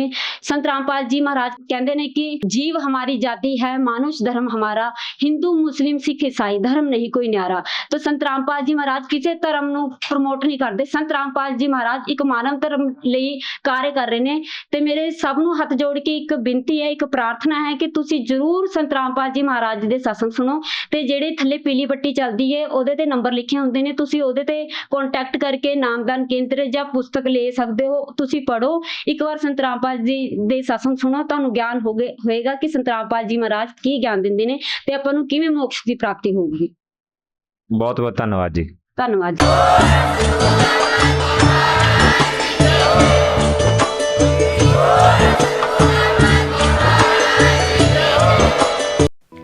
आप सुन रहे थे जगत गुरु तत्वदर्शी संत रामपाल जी महाराज के मंगल प्रवचन। अधिक जानकारी के लिए संपर्क करें।